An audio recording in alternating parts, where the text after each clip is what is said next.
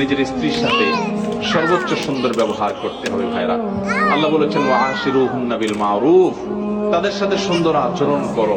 আমাদের অনেক ভাইরা আছেন বাহিরে অনেক ভালো, কাস্টমারের সাথে ভালো, ক্লায়েন্টের সাথে ভালো, পরিচিত অপরিচিত মানুষের সাথে ভালো, কিন্তু নিজের স্ত্রীর সাথে যা তা আচরণ, বদরাগ আছে না নাই? বেচারের উপরে যত রকমের টর্চার, অবিচার, গালমন্দ, বাজে কথা ঘরে ঘরে।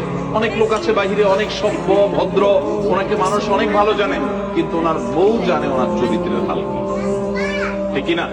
এই জন্য নবী করিম সাল্লাল্লাহু আলাইহি ওয়াসাল্লাম বলেছেন যে খায়রুকুম খায়রুকুম লিআহলি ওয়া আনা খায়রুকুম লিআহলি। তিনি বলেছেন তোমাদের মধ্যে সবচেয়ে ভালো মানুষ কে? এই মাহফিলের মধ্যে সবচেয়ে ভালো মানুষ কে? যে তার পরিবারের কাছে, কোন কোন হাদিস তিনি স্ত্রীকে নির্দিষ্ট করে বলে দিয়েছেন যে তার স্ত্রীর কাছে ভালো। অর্থাৎ স্ত্রী যদি বলে দিল থেকে যে আমার সাহেব, আমার স্বামী